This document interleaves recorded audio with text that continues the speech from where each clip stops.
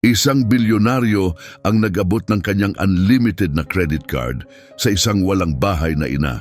Walang patakaran, walang limitasyon, walang tanong. Binigyan niya ito ng 24 na oras at pagkatapos ay umalis siya. Ngunit ang binili ng babae gamit ang card ay hindi pagkain, hindi rin ito damit, hindi ito silid sa hotel, alahas o anumang bagay na inaasahan niya. Isang bagay iyon na gumiba sa lahat ng paniniwala niya tungkol sa pagkatao ng mga tao.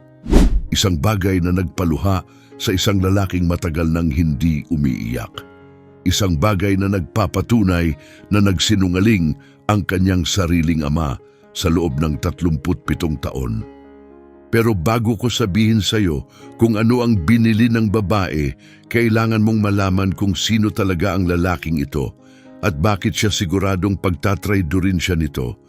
Si Mateo Ramirez ay 37 taong gulang at matagal nang tumigil sa paniniwala na may mabubuting tao pa sa mundo.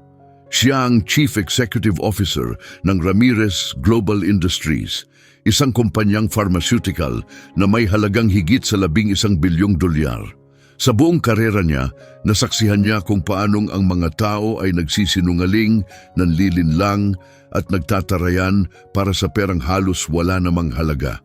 Ang kanyang marangyang apartment sa tuktok ng isang tore ay may tanawing perpekto ng Boston Harbor. May mga bintanang halos 4 na metro ang taas at sining na milyones ang halaga na nakasabit sa mga pader na kahit magara ay tila hungkag pa rin. Mayroon siyang mga bakasyunan sa 3 iba't ibang bansa sa mundo.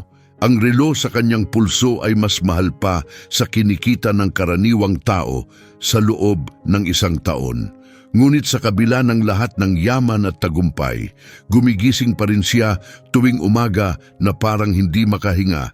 Kahit nasa kanya na ang lahat ng pwedeng gustuhin, ang kanyang yumaong ama, si Roberto Ramirez, ay paulit-ulit na nagturo sa kanya ng isang bagay noong siya'y bata pa. Mga hangal lang ang basta-bastang nagtitiwala, anak, lalo na sa mga taong walang-wala. Pag binigyan mo sila ng kahit kaunting pagkakataon, kukunin nila ang lahat at hihingi pa ng sobra. Ganyan talaga ang likas nilang ugali at hindi nila ito makokontrol. Kapag desperado na ang tao, lahat sila ay nagiging magnanakaw ng hindi kanila. Pinaniwalaan ni Mateo ang aral na ito na parang banal na kasulatan sa loob ng 37 taon ng kanyang buhay, kahit ang kanyang mga donasyon ay dumaraan muna sa mga abogado at tagapamahala ng pera. Ang bawat kabutihang loob ay maingat na pinaplano upang masulit ang mga benepisyo sa buwis at mapaganda ang kanyang imahe sa publiko. Ni minsan sa kanyang buhay, hindi siya tumulong sa isang taong naghihirap ng walang kondisyon. Laging may hinihinging kapalit, laging may kontrol, laging inuuna ang sarili niyang seguridad bago ang lahat. Ngunit ng umagang iyon ng Enero, sa gitna ng lamig, may pumutok sa naninigas niyang puso. Nahuhuli siya sa isang mahalagang pagpupulong kasama ang kanyang board of directors, kaya mabilis siyang naglalakad sa Back Bay train station habang sinusundan siya ng kanyang assistant sa likuran.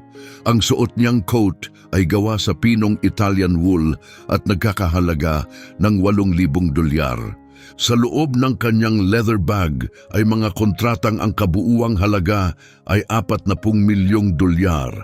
Ang kanyang cellphone ay patuloy na nag-vibrate dahil sa sunod-sunod na mensahe mula sa mga investor, abogado at opisyal ng kumpanya. Lahat ay gusto ang kanyang oras at atensyon at doon niya siya nakita.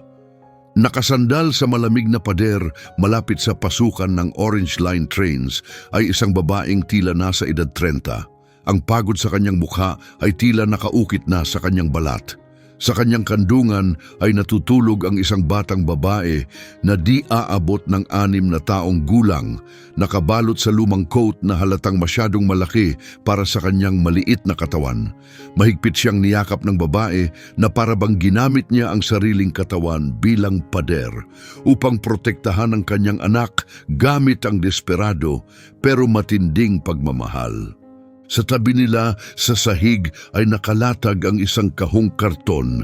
May nakasulat dito gamit ang itim na pentel pen sa magalaw na sulat kamay. Ako ay isang solong ina, nawalan kami ng tirahan. Anumang tulong ay malaking bagay. Pagpalain ka nawa ng Diyos. Tumigil si Mateo, muntik nang mabangga siya ng kanyang assistant. Mr. Ramirez, naghihintay na po ang mga board member. Eksaktong 9 na minuto na lang bago...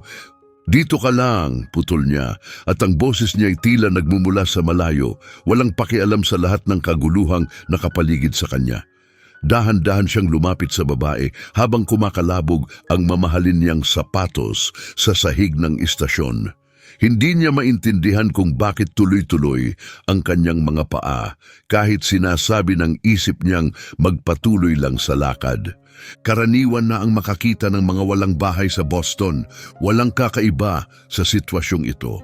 Isa lamang itong karagdagang biktima ng sistemang sira na kung tutuusin ay isa rin siyang bahagi. Pero sa kung anong dahilan, may kung ano sa babaeng ito na nagpahinto sa kanya. Nang itaas nito ang ulo para tingnan siya, walang bakas ng pagpapanggap sa mga mata nito. Walang ensayo ng kahabag-habag na tingin. Walang praktis na panawagan ng tulong. Ang tanging nakita niya ay ang pagod na umaabot hanggang buto. Ang klase ng pagod na nanunuot sa kaluluwa matapos ang buwan-buwang pagdadala ng pasaning, hindi dapat pinapasa ng isang tao ng mag-isa. Ang malamig na hangin ng taglamig ay nagpabitak sa mga labi ng babae. Maayos ang mga kuko niya pero kitang-kita ang pagkakagaspang sa mga gilid. Tumigil na siyang mag-alaga ng itsura pero hindi niya kailaman tinalikuran ang kanyang dignidad. Pasensya na po, agad niyang sabi, at paos ang kanyang boses dahil sa lamig at dahil na rin sa kawalan ng kausap. Hindi po kami nakakaabala sa mga dumadaan. Lilipat po kami kung kailangan niyo. Ang katotohanang humihingi siya ng paumanhin para lang sa pagiging naroon ay tumama kay Mateo ng mas malalim pa kaysa sa alinmang pagkalugi sa kanyang negosyo.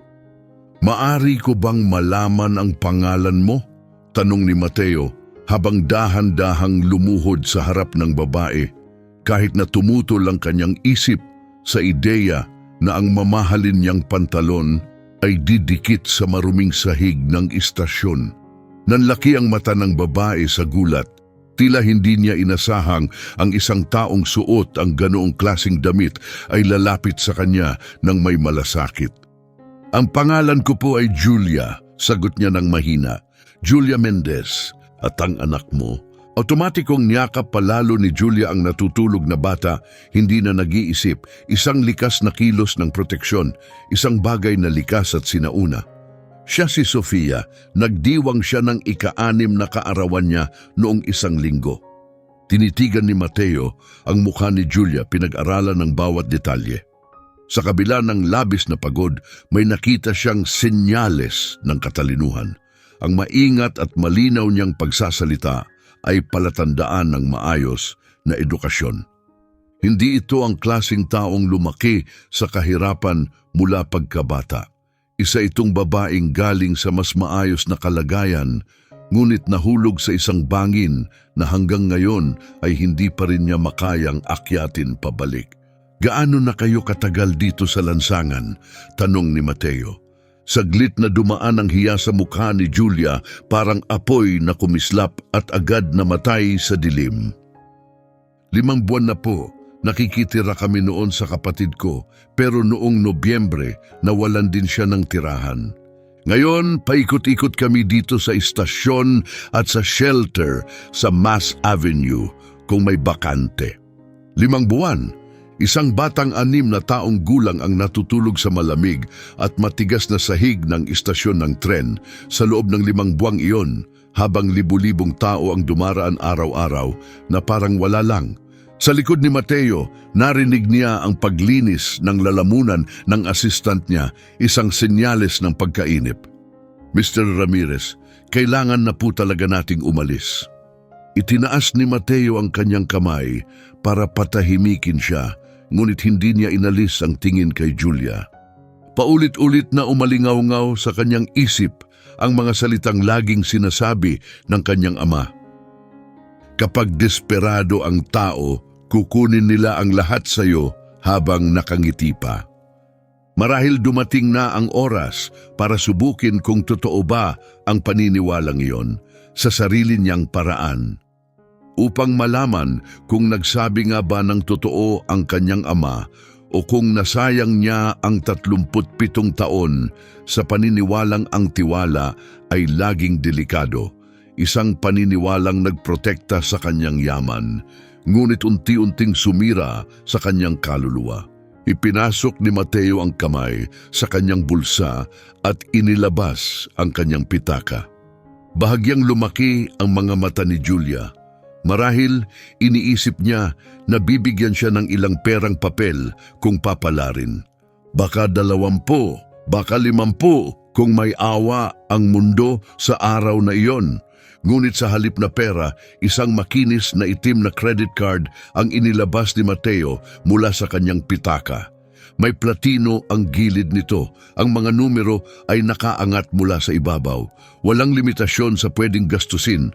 Walang patakaran o hadlang kahit kaunti. Ito ay kumpletong akses sa halagang ni hindi kayang maisip ng karaniwang tao. Kahit sa panaginip. Tinitigan ni Julia ang card na para bang may inilabas si Mateo na mapanganib. Gusto kong tanggapin mo ito, sabi ni Mateo habang iniabot ang card sa pagitan nila. Parang isang tulay sa pagitan ng dalawang magkaibang mundo. Hindi ko po naiintindihan, sagot ni Julia. May pag-aatubili sa tinig niya habang hinila palalo si Sofia palapit na para bang may banta ang card mismo. Sa loob ng 24 na oras, iyon na ang card na ito, paliwanag ni Mateo, kalmado ang tinig kahit ang isip niya ay nasa gitna ng kaguluhan. Maaari mong bilhin ang kahit anong naisin mo, walang limitasyon sa halaga, wala kang kailangang ipaliwanag, walang kapalit. Nanginig ang mga kamay ni Julia. Sir, parang biro lang ito, parang isang bitag. Walang normal na taong nagbibigay ng credit card sa estranghero, lalo na sa isang tulad ko. May isang bagay akong kailangang malaman, sagot ni Mateo, at sa unang pagkakataon sa matagal na panahon, bawat salitang lumabas sa kanyang bibig ay totoo. Kailangan kong malaman kung ano ang pipiliin ng isang taong wala nang natitira kapag biglang nabigyan ng lahat. Kailangan kong subukan ang aral ng ama ko. Kailangan kong malaman kung tama ba siya o mali. Ipinatong niya mismo ang card sa palad ni Julia. Gaya ng yelo ang lamig ng kanyang mga daliri, magaspang dahil sa matagal na pagkakalantad sa lamig at nanginginig na parang dahong hinahampas ng bagyo. Bakit ako? Tanong ni Julia sa halos pabulong. Habang nagsimulang pumuno ng luha, ang mga matang tila wala ng luha na maibubuga matapos ang ilang buwang pag-iyak. Tiningnan ni Mateo si Sofia na patuloy na natutulog ng payapa kahit na napapalibutan siya ng lamig at maingay na paligid at kahit na ang buong mundo niya ay walang anumang katiyakan o seguridad. Bumalik ang kanyang isip sa mga taon ng kanyang sariling pagkabata. Naalala niya ang mga yaya na nag-alaga sa kanya, ang mga eksklusibong pribadong paaralang kanyang pinasukan, at ang mga bakasyong panlamig na ginugol sa pag-ski sa bundok ng Switzerland. Lahat ng kanyang pangangailangan ay naibigay bago pa niya ito maipahayag. Ngunit ang batang babae sa harap niya ay wala talagang anuman sa mundong ito maliban sa isang ina na hindi kailanman sumuko sa kanya. Ang dahilan kung bakit pinili kita ay dahil pagod na ako sa paghuhula tungkol sa mga tao, sabi ni Mateo sa mahina at mahinahong tinig. Gusto kong maniwala na may natitirang kabutihan sa mga taong nawalan ng lahat ng dati nilang pag-aari. Kung tama ang sinabi ng aking ama, makikita ko yon. Kung mali, ipapakita mo sa akin. Anuman ang mangyari, sa wakas ay malalaman ko ang katotohanan. Dahan-dahang niyakap ni Julia ang card, dahan-dahang humawak na parang unang beses na niya hawakan ang apoy na inaasahang masusunog siya. Eksaktong 24 na oras ang meron ka, sabi ni Mateo muli habang bumangon mula sa paglukso sa sahig. Sakit ang kanyang mga tuhod mula sa matagal na pagdikit sa malamig na tiles. Pwede mong gastusin ang kahit anong gusto mo. Hindi kailangan ng PIN. Ang kailangan mo lang ay ilagay ang iyong pirma. Babalik ako bukas ng umaga sa parehong oras at parehong lugar. Ang ekspresyon sa mukha ng kanyang assistant ay tila siya'y magsusuka sa pagkabigla. Mr. Ramirez, labis po itong kakaiba at irregular. Dapat may mga alituntunin tayo. Kailangan ng legal na proteksyon para sa inyo. Walang alituntunin, wika ni Mateo, matatag at hindi natitinag. Nakatingin siya kay Julia buong panahon. Wala ring proteksyon. Ang tanging mayroon ay tiwala. Ang salitang iyon ay kakaiba at bago sa kanyang labi. Tiwala. Ilang dekada na siyang tumakas dito na parang ito ay isang nakakatakot na sakit. Bumuka ang bibig ni Julia upang sumagot pero wala siyang magawang tunog. Hinawakan niya lang ang card ng desperado, parang isang lubid na itinapon sa taong malulunod sa alon. Ang buong katawan niya ay nanginginig sa damdamin at emosyon na hindi matukoy ni Mateo. Nang lumingon at lumayo siya, ang boses ng kanyang ama ay bumulong ng mga babala sa kanyang isip. Bubunutin niya ang lahat ng laman ng iyong bank account. Maglalaho siya sa dilim ng gabi at hindi mo na siya muling makikita. Hangal ka, Mateo, isa kang hangal na pinamumunuan ng damdamin at inosenteng paniniwala. Ngunit may isa pang boses, mas tahimik at mas banayad na bumulong ng ganap na kabaligtaran. Paano kung hindi niya gawin ang mga iyon? Hindi nakatulog si Mateo buong gabi. Ang malawak niyang penthouse ay tila isang walang laman na kuweba. Malamig at mag-isa kahit na ang heating system ay nagkakahalaga pa sa karamihan ng sasakyan. Lumapit siya sa bintana at tumitig sa kumikislap na ilaw ng Boston skyline. Iniisip kung sa ibaba sa lungsod nararanasan na ba ni na Julia at Sofia ang init at kaginhawahan sa loob ng maraming buwan. Kinuha niya ang telepono at binuksan ang app ng bangko. Direktang konektado ang credit card sa kanyang personal na account. Ibig sabihin, maaari niyang subaybayan ang bawat transaksyon ng real time. Bawat binili, bawat lokasyon ng tindahan, bawat desisyon. Maraming oras ang lumipas, walang nangyari. Tumama ang orasan sa hating gabi at patuloy na tumakbo. Isang umaga, 2, 3, at wala pa ring anuman. Bakit hindi siya bumibili? Natakot ba siya? Iniisip ba niyang bitag ito? O mas malala pa, may plano ba siya sa isang malaking bagay? Nag-aantay ba siya na magbukas ang mga tindahan? Naisip ba niyang sulitin ang bawat dolyar? Nang maging 6:23 ng umaga, nag-vibrate ang telepono. May nagawang transaksyon. Halaga, 37 dolyar at 84 na sentimo. Lokasyon, CVS Pharmacy sa Downtown Crossing, bukas buong oras. Tumibok ang puso ni Mateo ng mas mabilis at mas malakas. Tinap niya ang screen para tingnan ang detalye, pero ipinapakita lang ng app ang halagang ginastos. Hindi nito ipinapakita ang aktwal na binili. Bumalik ang telepono sa isa pang abiso, isa pang transaksyon ang naisagawa. Sa pagkakataong ito, ang halaga ay 52 dolyar at 19 na sentimo. Ang lokasyon ay isang Target store sa South Bay area at may isa pang abiso ng pagbili. Ang halagang iyon ay 28 dolyar at 63 sentimo. Ang pagbili ay sa isang Dunkin' Donuts. Napanginig ang mga kalamnan sa dibdib niya, ngunit hindi dahil sa galit o pagkabigo.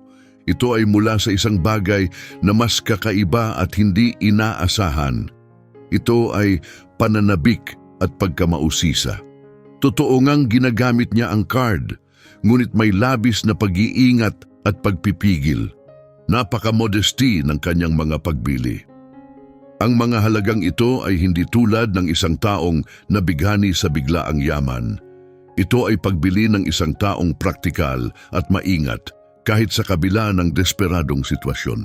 Nang dumating ang orasan sa alas 8:47 ng umaga, hindi na matiis ni Mateo na maghintay pa. Kinuha niya ang telepono at tinawag ang kanyang personal na driver. Kanselahin ang lahat ng nakaschedule ko ngayon. Iniutos niya sa assistant nang tawagan siya sa panic tungkol sa board meeting na hindi niya nadaluhan. Mr. Ramirez, sabi ng assistant puno ng alarma, 4 po kayong meeting ngayon na kritikal at sobrang galit ang mga investor dahil dito. Hindi ko iyon pinapansin, sagot ni Mateo at nagulat siya sa kanyang sarili kung gaano siya kaseryoso sa kanyang sinabi. Kanselahin lahat, ilipat sa ibang petsa, hanapan ng paraan para maayos ang sitwasyon. Hindi ko iniintindi kung paano mo ito gagawin.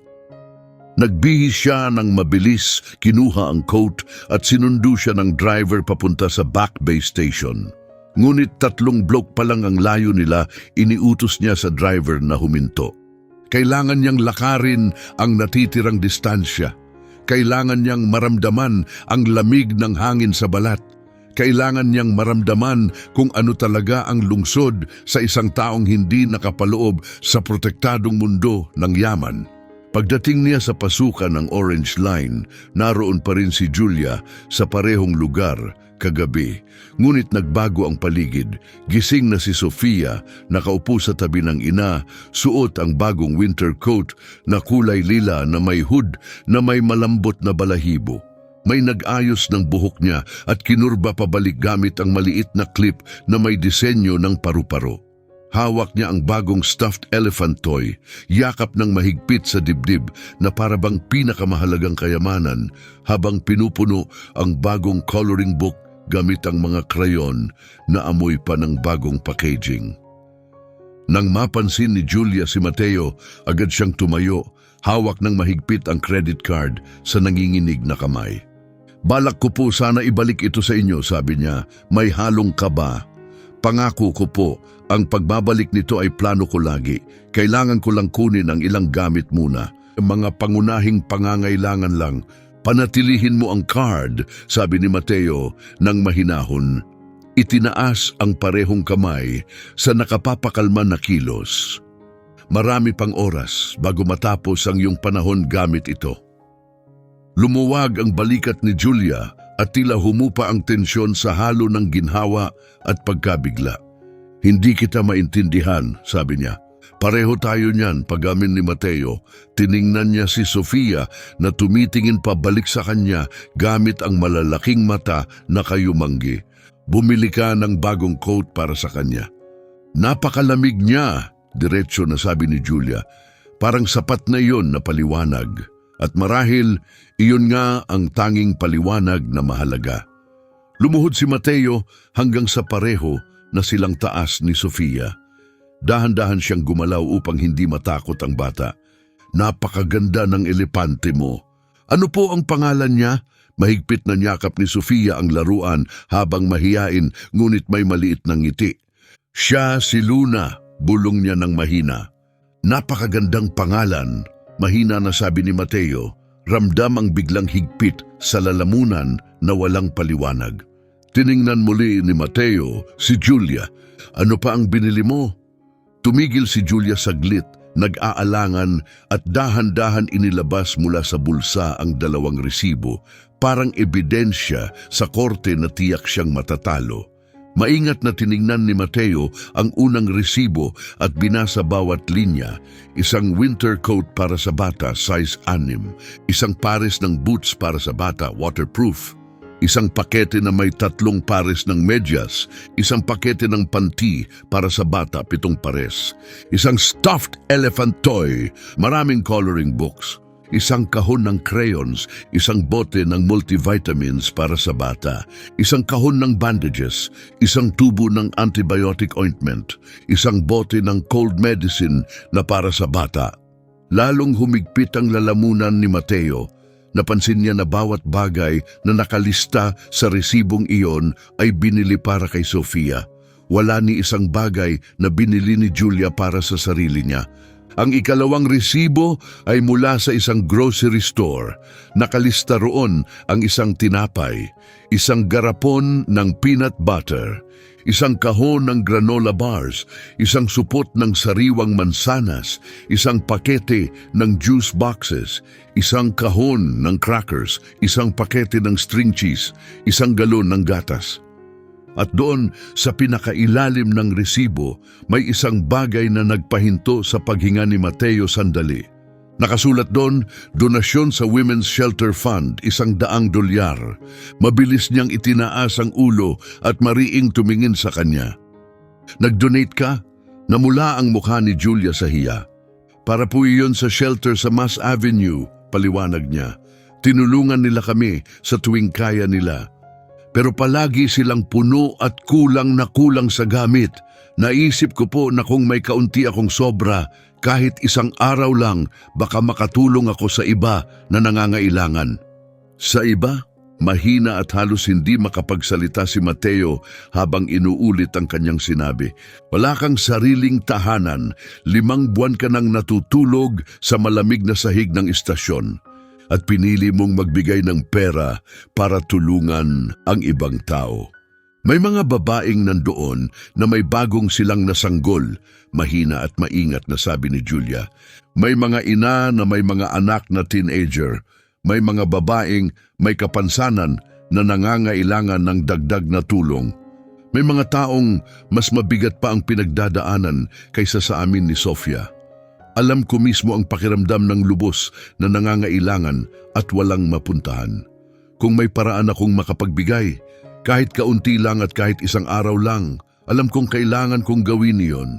Nakatitig si Mateo sa mga resibong hawak niya. Tuluyang natahimik ang boses ng kanyang ama sa kanyang isipan. Lubos itong nabura ng katotohanang nakasulat sa manipis na papel na yon. Ang babaeng nasa harap niya ay may lahat ng dahilan para maging makasarili. May ganap siyang karapatan na isipin lamang ang sarili at ang kanyang anak.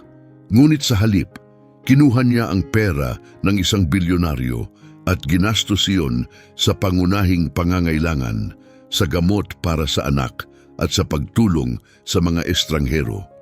Hindi siya bumili ng alak, hindi siya bumili ng mamahaling damit, hindi siya gumastos ni $1 sa alahas, gadget o anumang luho. Lahat ng binili niya ay para lamang mabuhay. Lahat ay purong kabutihan. Lahat ay ginawa dahil sa pagmamahal. Wala kang binili kahit isang bagay para sa sarili mo, sabi ni Mateo, pilit at mabigat ang boses. Ni isang bagay. Marahang umiling si Julia. Palaging nauuna si Sofia sa buhay ko. Siya ang pinakamahalaga sa akin. Kakayanin ko ang sarili ko kahit paano. Nabuhay na ako hanggang ngayon, pero ang anak ko ay karapat-dapat sa mas mabuting buhay. Karapat-dapat siyang makaramdam ng init at ginhawa. Karapat-dapat siyang makaramdam ng kaligtasan. Karapat-dapat siyang maging bata. Tumingin si Mateo kay Sofia na lubos na abala sa pagkukulay ng larawan ng paru-paro, seryoso at determinado. Si Luna na elepante ay mahigpit na nakasingit sa ilalim ng kanyang maliit na braso. Isang batang 6 na taon pa lamang na buong buhay ay natutong ang mundo ay malamig, hindi tiyak at hindi matatag. At sa kabila ng lahat may ngiti pa rin siya sa mukha. May saya pa rin sa pagkukulay, may pag-asa pa rin sa puso.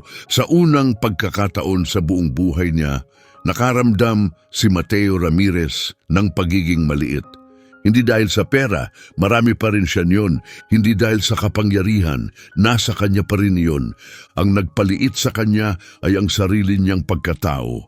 Ang sarili niyang pagkatao bilang tao, ang kanyang pagkaunawa sa tunay na kabutihan.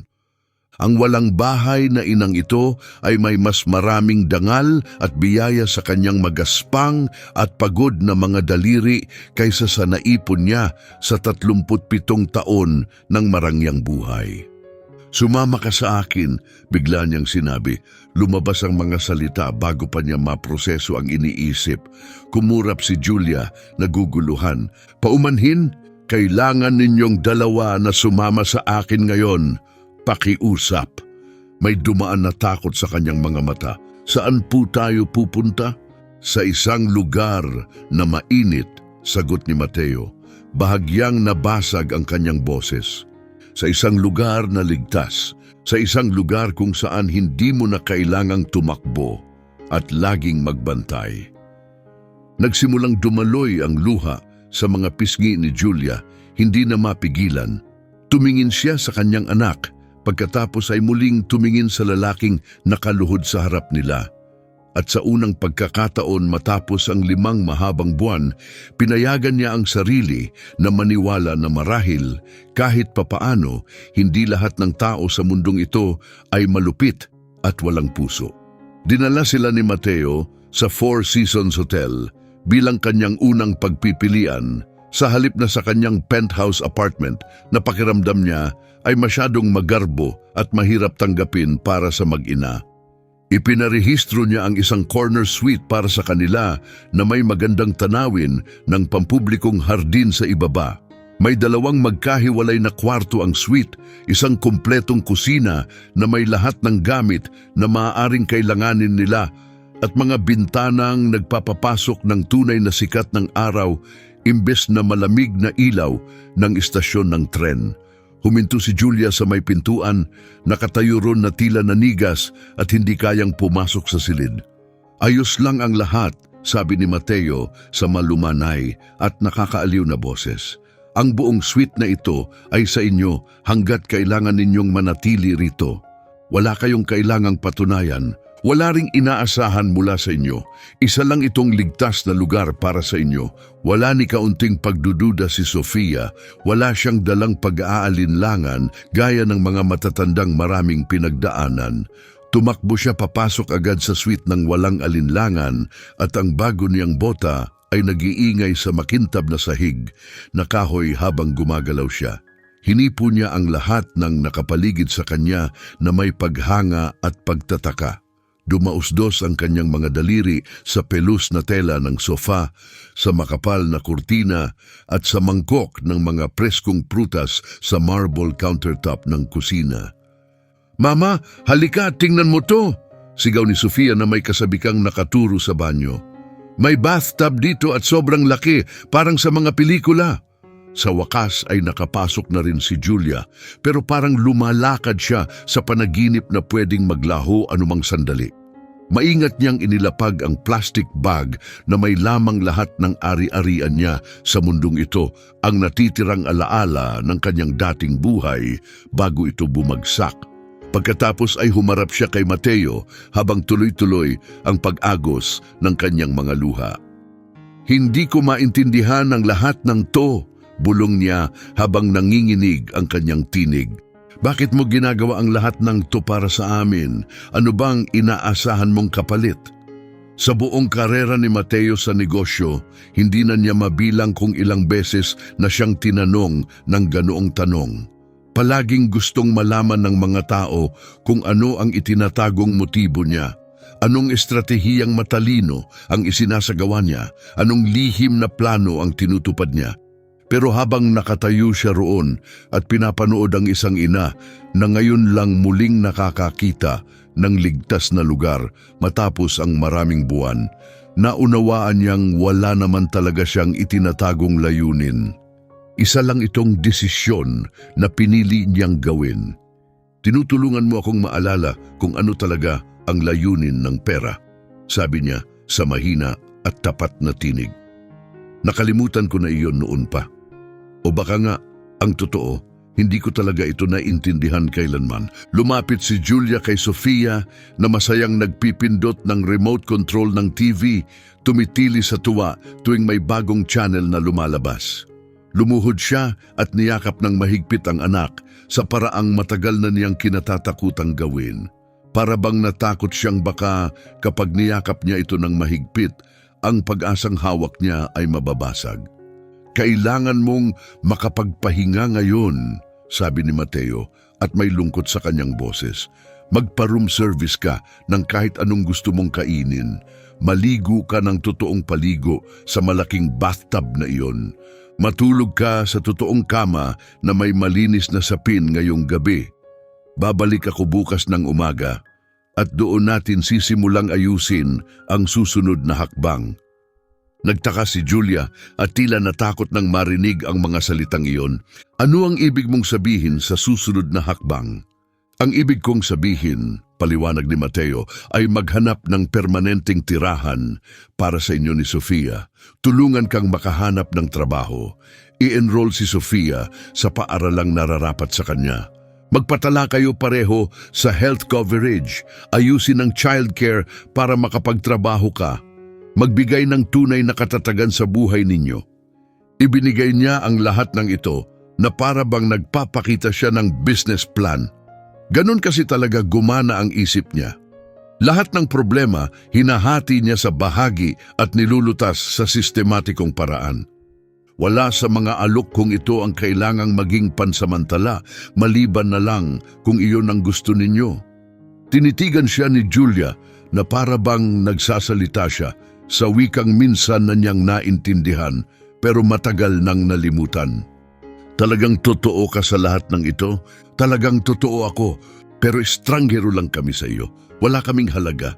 Isa lang kaming mag-ina na minamalas at hindi na muling nakaahon.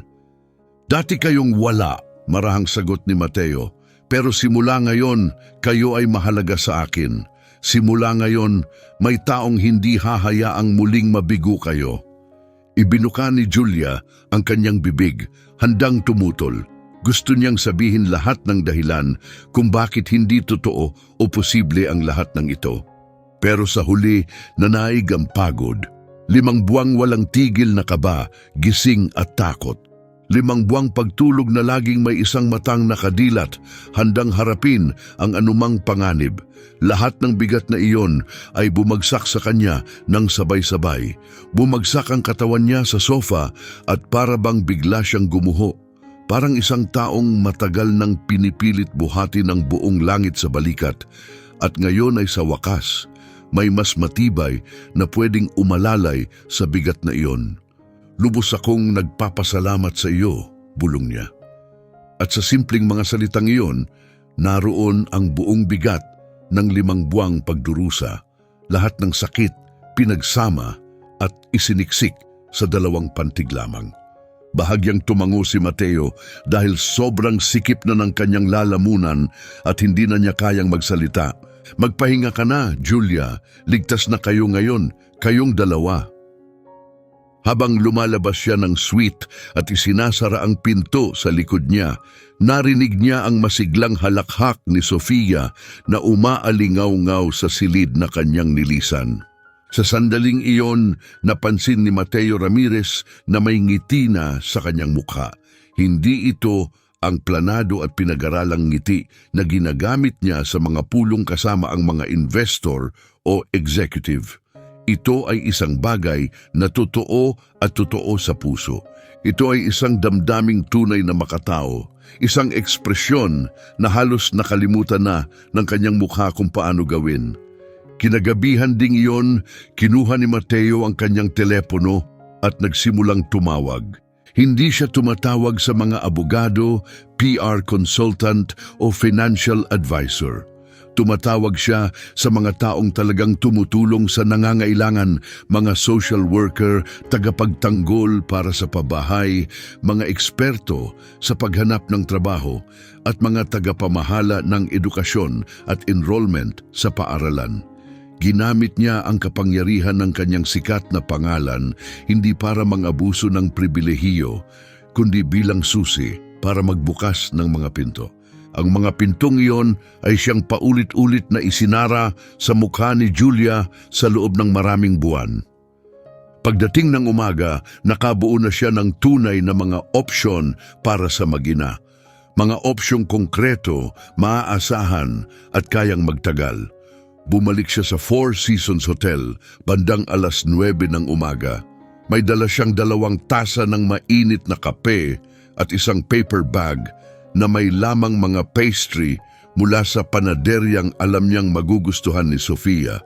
Nang buksan ni Julia ang pinto ng suite, para bang ibang tao na siya kumpara sa araw na nakaraan. Wala mang nagbago sa kanyang panlabas na anyo Suot pa rin niya ang parehong luma at kupas na damit, pero ang kanyang tindig ay ibang-iba. May bago ng tikas sa paraan ng pagtayo niya. At sa kanyang mga mata, may bago na rin, hindi na lamang takot ang nandoon. Si Sofia naman ay nakaupo sa mesa, gumuguhit at mahina ang pag-awit ng isang kantang tungkol sa paru-paro. Nakaupo si Luna sa tabi niya, parang sinisigurado na maayos ang lahat ng likhang sining. Magandang umaga, bati ni Mateo habang inaabot ang isa sa mga tasa ng kape kay Julia.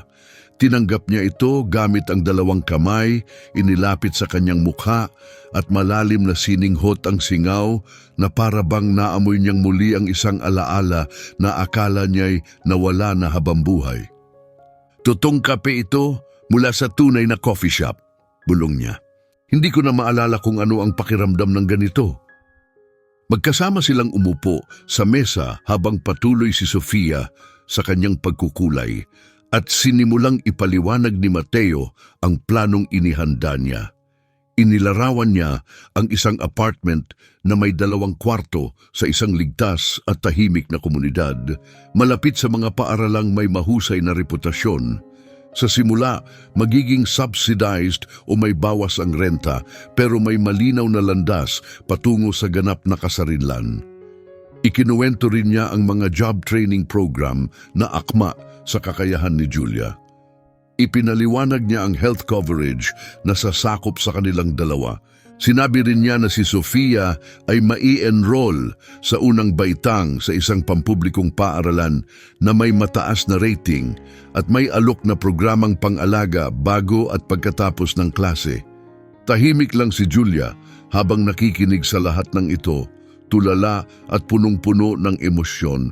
Patuloy na umaagos ang kanyang luha, tuloy-tuloy na tumutulo sa kanyang kape na lumamig na habang nagsasalita si Mateo. Nais kong maintindihan mo na hindi ito kawanggawa. Paglilinaw ni Mateo, inuulit ang mga salitang paulit-ulit niyang binibigkas sa sarili buong magdamag. Ang iniaalok ko sa iyo ay isang pamumuhunan sa kinabukasan mo. Isa kang matalino at may kakayahan at pinatunayan mong matatag ka sa kabila ng hirap. Ang kailangan mo lang ay matibay na pundasyon kung saan ka muling makakapagsimula. Kailangan mo ng isang matatag na lugar para tumindig, para makapagsimulang umakyat muli. Hindi ko alam kung paano ko kailanman mababayaran ang lahat ng ito, bulong ni Julia. Bayad ka na, sagot ni Mateo. Pinatunayan mong may tunay na kabutihan pa rin sa tao kahit ngayon. Pinatunayan mong hindi automatikong nagiging makasarili ang mga desperado. Ipinakita mo sa akin na maling-mali ang ama ko tungkol sa mga tunay na mahahalagang bagay sa buhay. Umiling si Julia habang patuloy na lumuluha. Ang ginawa ko lang naman ay bilhin ang mga bagay na kailangan ni Sofia. At iyan mismo ang punto ko, sagot ni Mateo. Nagkaroon ka ng access sa walang limitasyong yaman sa loob ng 24 na oras at pinili mong unahin ang pag-ibig kaysa kasakiman. Naiintindihan mo ba kung gaano kabihira yon? Naiisip mo ba kung ilang tao ang ubos na sana ang credit card sa pagbili ng mga bagay para sa sarili nila at pagkatapos ay bigla na lang maglalaho na parang bula? Tumingin si Julia sa anak niya na maingat na kinukulay ang bulaklak sa papel, sinisiguradong hindi lalampas sa mga guhit. Bahagyang nakalabas ang kanyang dila habang seryoso sa ginagawa. Ang batang iyan ang tanging mayroon ako sa mundong ito. Siya lang ang tunay na mahalaga para sa akin. Bawat ginagawa ko, bawat desisyong ginagawa ko, lahat ay para sa kanya. Naiintindihan ko na iyon ngayon, mahinang sabi ni Mateo sa banayad at malumanay na tinig. Nakita ko yon ng malinaw habang tinitingnan ko ang mga resibo. Nakita ko yon sa donasyon mo sa shelter. Nasa posisyon kang kunin ang lahat ng meron doon pero pinili mong magbigay sa iba. Ang ganong asal ay higit pa sa pagiging mabuti. Isa iyong bagay na tunay na pambihira at kahanga-hanga. Pagkalipas ng 3 linggo, lumipat na sina Julia at Sofia sa kanilang bagong apartment. Mayroon itong 2 kwarto at matatagpuan sa ikatlong palapag ng isang gusaling malinis at tahimik. May maliit na palaruan sa likod para sa mga bata. Hindi ito marangya sa anumang pamantayan. Ang mga countertop ay gawa sa laminate. Ang carpet ay simpleng klase lang na karaniwang ginagamit sa mga paupahang unit. Ang mga gamit at ilaw sa bahay ay mukhang galing sa katalog. Pero walang pakialam si Julia sa lahat ng iyon dahil sa kanila na ang apartment na ito. Ang mga pader ay matibay at hindi nagagalaw pa. Ang pintuan ay may lock sa loob na talagang gumagana. Ang heating system ay maayos at pinananatiling mainit ang silid. At ang mga bintana ay nagpapapasok ng magandang natural na liwanag nang hindi dinadala ang malamig na hangin sa loob. Nandoon si Mateo para tumulong sa kanilang pag-aayos. Inakyat niya ang mga kahon sa hagdan at tinulungan si Julia sa pagbuo ng mga kasangkapang galing sa IKEA. Napatawa siya nang malakas ng si Sofia ang naging tagapangasiwa ng buong proseso ng paglipat. Maingat niyang inilalagay si Luna sa bawat patag na ibabaw. Sabay sigaw na tapos na ang pag-aayos ng silid. May matibay siyang opinyon kung paano dapat ayusin ang isang espasyo, biro ni Julia habang pinagmamasdan ng anak na seryosong inililipat-lipat ang mga stuffed animals na parang isang profesional na arkitekto. Hindi iyon iniinda ni Mateo. Sa unang pagkakataon, matapos ang maraming taon, naramdaman niyang talagang may silbi siya sa isang tao. Hindi siya makapangyarihan sa sandaling iyon. Hindi siya ma-impluensya o mahalaga. Hindi rin niya nadamang mayaman siya. Ang naramdaman lang niya ay ang pagiging kapaki-pakinabang at tunay na naroroon. Naramdaman niyang isa siyang totoong tao muli, kinagabihan matapos makatulog si Sofia sa kanyang bagong kama, ang pinakaunang kama niyang hindi upuang may unan, sahig o hiniram mula sa donasyon. Magkatabi sina Julia at Mateo sa maliit na sala. Ang hangin sa pagitan nila ay mabigat sa pagod at pasasalamat na hindi kailangang bigkasin para maintindihan. Nagsisimula na ang programa ko sa workforce development sa Lunes, sabi ni Julia. Mag-aaral ako ng medical coding at billing procedures. Matatag at maaasahang trabaho ito, may magagandang benepisyo. Totoong daan ito para makabuo ng propesyon. Magiging kahanga-hanga ka diyan, sagot ni Mateo, at bawat salitang binitiwan niya ay taos-puso at totoo. Pinagmasdan ni Julia ang paligid ng apartment habang kumikislap ang kanyang mga mata sa ilalim ng malamlam na ilaw ng lampara. May bahagi sa akin na laging nag-aabang na bigla na lang akong magising, na nasa istasyon pa rin ako ng tren, nakahiga sa malamig na semento. Parang panaginip lang ito, isang detalyadong panaginip habang giniginaw ang katawan ko sa sahig. Hindi ito panaginip, sagot ni Mateo. Mariin, totoo ito at sayo ito. Wala nang sinuman ang maaaring bumawi nito sayo. Humarap si Julia sa kanya at ang boses niya ay nanginginig habang nagsalita. Bakit kami ang pinili mo? Sa dami ng taong pwede mong tulungan sa mundong to, bakit ako at si Sofia ang napili mo? Sa lahat ng nagdurusa sa lungsod na ito, bakit kami? Iyon ang tanong na paulit-ulit na iniikot ni Mateo sa isip niya mula pa noong umagang iyon sa istasyon ng tren. Sinubukan niya itong analisahin gaya ng isang business decision, hinihimay, inaabot sa lohikal na paliwanag. Pero ang totoong sagot ay mas simple, pero sabay ring mas komplikado kaysa sa anumang paliwanag na makukuha sa lohika. Pinili ko kayo dahil sa paraan ng pagtitig mo sa anak mo, mahinang sabi niya. Tiningnan mo siya sa paraang tinitingnan ako ng sarili kong ina noon bago siya pumanaw. Bago naging malamig at mapait ang ama ko at tinuruan akong ang pagtitiwala sa tao ay kahinaan. Tiningnan mo si Sofia na para bang wala ng ibang umiiral sa buong universo kundi siya. Tiningnan mo siya na para bang handa kang sunugin ang lahat sa paligid mo, basta't manatiling ligtas siya. At sa sandaling iyon, naunawaan kong sa loob ng 37 taon ng buhay ko, naniwala akong wala ng taong tulad mo sa mundong ito. Itinaas ni Julia ang kamay para punasan ang kanyang luha. Binigyan mo kami ng kinabukasan na hindi na sana naming maaabot mag-isa. Hindi, sagot ni Mateo, matatag. Nasa inyo na ang kinabukasang iyon. Ang ginawa ko lang ay linisin ang daan para marating ninyo ito. Ikaw ang gumawa ng tunay na mahirap na bahagi. Ikaw ang nabuhay sa kabila ng lahat ng imposibilidad. Ikaw ang nagpanatiling ligtas kay Sofia. Ikaw ang nanatiling mabuting tao kahit binibigyan ka ng mundo ng lahat ng dahilan para maging galit, mapait at makasarili. Lahat ng iyon ay ikaw lamang. Ako, inalis ko lang ang ilang harang sa daraanan mo. Isang ngiti ang lumitaw sa mukha ni Julia kahit patuloy pa rin ang pagdaloy ng kanyang mga luha. Iba ka sa inaakala kong magiging ikaw.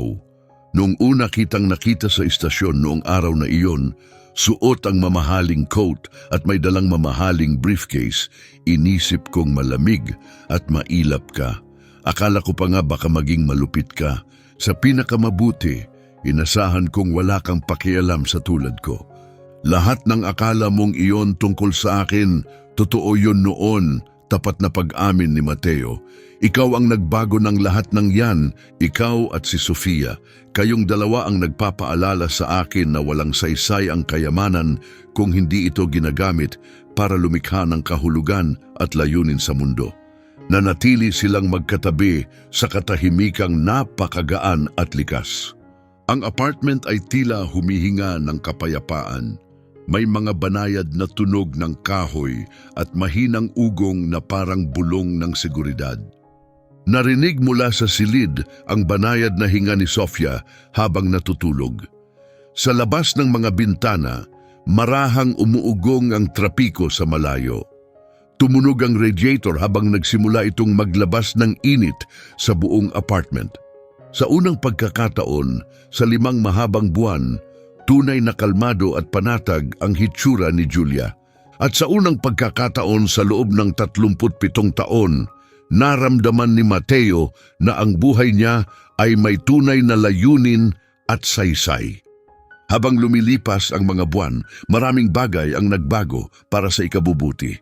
Natapos ni Julia ang kanyang training program at nagtapos na may karangalan sa tuktok ng klase. Nakakuha siya ng trabaho sa Boston Medical Center, may buong benepisyo at regular na schedule. Si Sofia naman ay tunay na namulaklak sa unang baitang, nagkaroon ng mga bagong kaibigan at laging may dalang mga guhit na ipinapaskil sa refrigerator. Wala na ang bigat ng kawalan ng tahanan sa kanyang murang balikat. Madalas bumisita si Mateo sa kanila, hindi bilang mayamang tagapagtaguyod na sumusubaybay sa kanyang investment, kundi bilang tunay na kaibigan na may malasakit. Siya ang taong dumalo sa talent show ni Sofia sa paaralan para panoorin siyang umawit ng medyo sintunado pero buong kumpiyansang bersyon ng isang lullaby tungkol sa mga bituin. Siya rin ang tumulong kay Julia nang biglang tumagas ang lababo sa kusina. Siya ang laging nandoon sa mga mahirap na araw kahit hindi tinatawag. Sa lahat ng ito, natuklasan ni Mateo ang mga bagay tungkol sa sarili niya na noon ay hindi niya alam. Nalaman niyang mas masarap para sa kanya ang magluto ng mga simpleng ulam sa bahay kaysa kumain sa magagarbong restaurant. Na ang tawanan ng isang bata ay mas nagbibigay ng ligaya kaysa anumang palakpak sa isang boardroom. Na ang panoorin ang isang taong muling bumangon mula sa wala ay higit na kasiya siya kaysa sa pagtaas ng kanyang stock portfolio. Isang gabi, habang nakaupo si Mateo sa simpleng sofa sa sala ng apartment at masiglang ipinapakita ni Sofia ang kanyang science project tungkol sa life cycle ng paru-paro, iniabot ni Julia ang isang bagay sa kanyang kamay. Ang credit card niya. Hindi ko pa ito na ibabalik sa iyo. Amin ni Julia habang namumula ang pisngi. Alam kong dapat ko na itong ibinalik ilang linggo na ang nakaraan, pero natakot ako. Natakot akong kapag ibinalik ko ito, mawawala rin ang lahat ng ito. Parang totoo lang ang lahat habang hawak ko pa ang maliit na pirasong plastik na ito. Tiningnan siya ni Mateo na may malambing na ngiti at marahang isinarado ang kanyang mga daliri sa paligid ng card. Gusto kong panatilihin mo ito. Hinding-hindi ko matatanggap ito, Mateo. Isipin mo itong pang-emergency, paliwanag niya. Nandyan yan para kay Sofia kung sakaling kailanganin niya.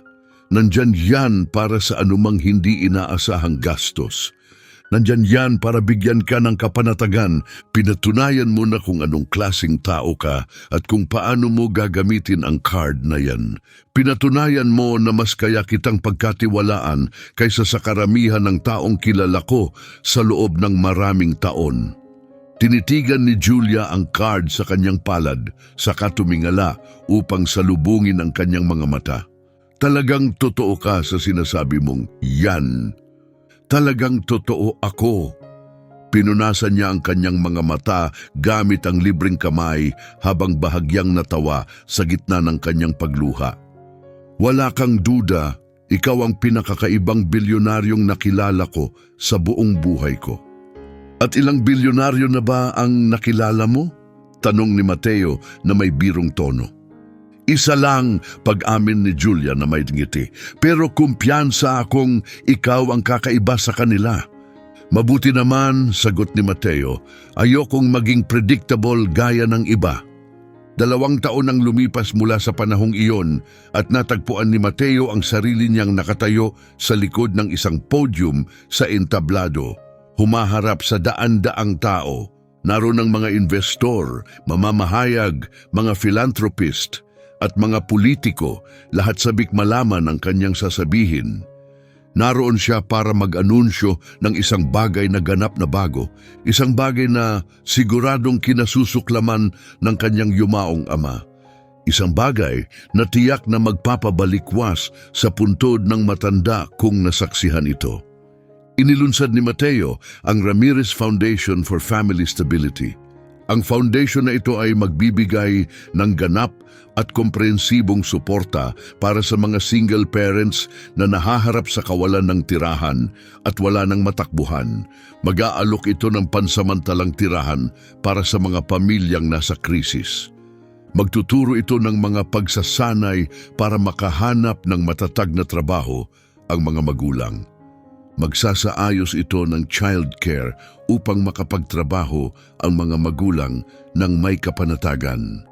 Sasakupin ng foundation ang mga gastusin sa kalusugan para sa mga pamilyang wala nito.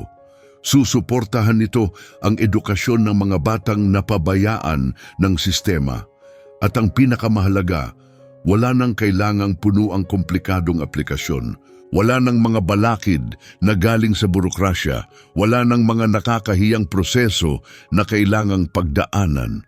Mayroong simpleng tulong ibinibigay ng may dignidad at respeto para sa mga taong pinabayaan at tinalikuran ng bawat sistema sa lipunan.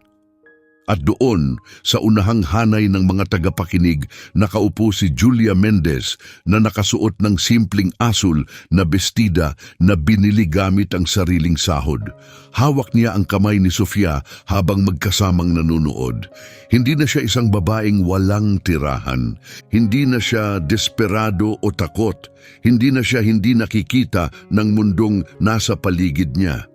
Isa na siyang ina na lumakad sa gitna ng apoy ng kahirapan at lumabas sa kabila nito. Nakatayo sa matatag na lupa.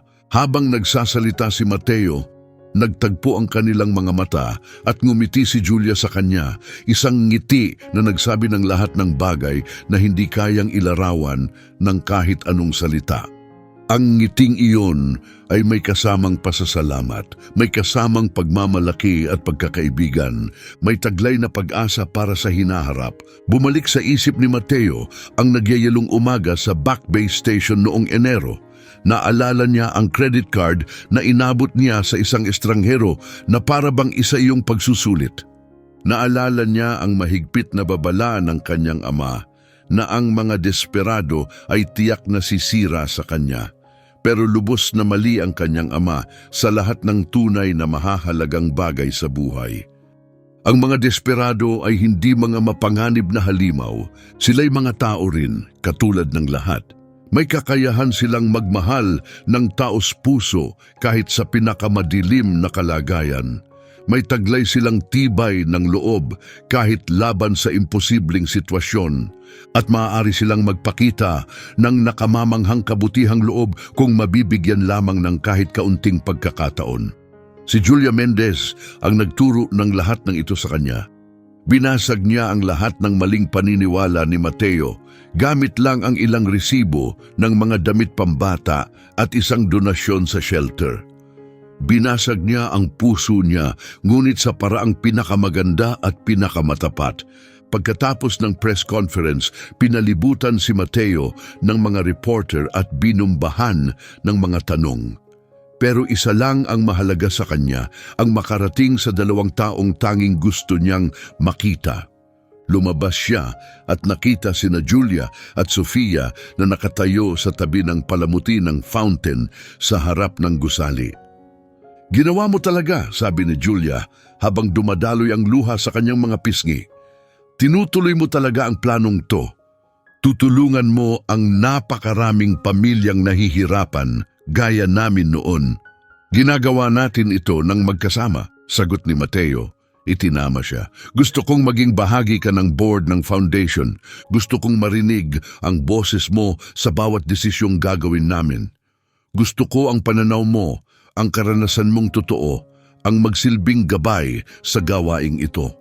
Kailangan ko ng taong tunay na nakaranas ng pinagdadaanan ng mga pamilyang ito. Isang taong alam kung ano talaga ang pakiramdam mula sa loob." Kitang-kita sa mukha ni Julia ang pagkabigla sa narinig niya. "Gusto mong mapabilang ako sa board?" "Mateo, wala akong karanasan sa ganyang bagay. Meron ka ng tanging karanasang tunay na mahalaga rito," sagot ni Mateo bago pa siya makapagtuloy. "Nakayanan mo ang isang bagay na makakabali ng karamihan. Nanatili kang mabuti at marangal sa kabila ng lahat. Alam mo mismo kung ano ang kailangan ng mga pamilyang nahihirapan dahil ikaw mismo ang nangailangan ng mga iyon. Ikaw ang perpektong tao para sa tungkuling ito." Hinila ni Sofia ang manggas ng jacket ni Mateo para makuha ang kanyang atensyon. "Mr. Mateo, ibig po ba nitong sabihin ay magkakaroon na rin ng bahay ang ibang tao tulad ng sa amin?" Lumuhod si Mateo hanggang sa kasing taas na sila ng tingin. 8 na si Sofia ngayon at talagang namumuhay ng masigla sa lahat ng aspeto. Hindi na siya ang batang natatakot na natutulog sa malamig na sahig ng istasyon. "Oo, mahal ko," sagot niya. "Iyan mismo ang ibig sabihin nito. Napakaraming pamilya ang makakatanggap ng tulong. At nangyayari ang lahat ng ito dahil ipinaalala ng mama mo sa akin kung ano talaga ang ibig sabihin ng tumulong sa kapwa." Isang maliwanag na ngiti ang lumitaw sa mukha ni Sofia at sabay talon siya sa leeg ni Mateo, yakap na mahigpit at matatag. "Para ka ng parte ng pamilya namin. Tama di ba, Mama?" Pinunasan ni Julia ang kanyang mga luha at tumango. "Tama yan, anak. Pamilya na natin siya ngayon." May naramdaman si Mateo sa kanyang dibdib, isang bagay na unti-unting bumubukas at humuhulagpos. Isang damdaming nagyayelo sa loob ng 30 taon ng kanyang buhay. Itinuro ng kanyang ama sa kanya na ang pagtitiwala ay kahinaan. Ipinaniwala sa kanya na ang kabaitan ay kamangmangan at kahibangan. Paulit-ulit siyang binalaan na ang mga taong walang-wala ay sisirain siya sa oras na mabigyan ng pagkakataon. Pero dumating si Julia sa buhay niya at nagturo ng kabaligtaran sa lahat ng iyon. Nagturo siya ng isang bagay na tunay. Ipinakita niya na ang kayamanang walang kasamang malasakit ay isa lamang koleksyon ng mga walang kabuluhang numero sa screen. Ipinakita niya na ang kapangyarihang walang layunin ay isa lamang hungkag na ingay na walang tunay na halaga. Tinulungan niya si Mateo na maunawaan na ang pinakahalagang bagay na maaring taglayin ng isang tao ay hindi pera o material na yaman. Ang tunay na yaman ay ang kakayahang tumingin sa mata ng kapwa at sabihing tatlong simpleng bagay. Nakikita kita bilang tao. Mahalaga ka sa mundong ito. Tutulungan kitang muling makatayo. Habang naglalakad silang tatlo sa mga lansangan ng Boston ng araw na iyon, nabuo ang isang grupo na hindi mo aakalain. Naroon ang isang bilyonaryo na buong buhay ay hinabol ang maling bagay. Naroon ang isang single mom na nawala ang lahat maliban sa kanyang dignidad at pagmamahal. At naroon ang isang batang babae na mahigpit na yakap ang isang lumang stuffed elephant na siyang naging pinakamamahal niyang kaibigan. Sa sandaling iyon, dumating si Mateo sa isang makapangyarihang pagkaunawa. Kung ano talaga ang matagal na niyang hinahanap sa buong buhay niya sa mundong ito. Hindi iyon pera sapagkat sobra-sobra na ang meron siya. Hindi iyon kapangyarihan o impluensya sapagkat hawak na niya ang isang napakalaking imperyo. Hindi rin iyon kontrol sa mga tao o pangyayari sa paligid niya. Ang matagal na niyang hinahanap ay ang kahulugan sa araw-araw na pamumuhay. Isang tunay na layunin na nagbibigay saysay sa pagbangon sa umaga. Isang katiyakan na ang presensya niya sa mundong ito ay talagang nakapagpapabuti sa buhay ng isang tao sa paraang konkretong nadarama. At si Julia ang nagbigay sa kanya ng regalong iyon. Binasag niya ang puso ni Mateo hindi sa sakit kundi sa kagandahang hindi inaasahan gamit lamang ang kanyang kabaitan, ang tibay niyang mabuhay at ang walang hanggan niyang kakayahang magmahal. At alam ni Mateo na mula sa araw na iyon, gugugulin niya ang natitirang mga araw ng kanyang buhay na may pusong puno ng pasasalamat para sa nagyayelong umagang iyon ng Enero. Nagpapasalamat siya na pinili niyang huminto sa kabila ng sigaw ng kanyang routine na magpatuloy lang sa paglakad. Nagpapasalamat siyang tumingin siya ng diretso sa mukha ng kahirapan at natagpuan niya ang tunay na pagkatao na nakatingin pabalik sa kanya. Ang pagsusulit na orihinal niyang inisip para sukatin si Julia ay isa palang pagsusulit para sa kanyang sarili. At laban sa lahat ng posibilidad, pumasa siya sa wakas. Maraming salamat sa panunood ng kwentong ito hanggang dulo. Pakiusap, mag-subscribe ka sa channel na ito at i-like ang video sa ibaba. Ibahagi mo rin ang kwentong ito sa mga taong mahal mo sa buhay. Makikita tayo muli sa susunod na video. Mahal ko kayong lahat.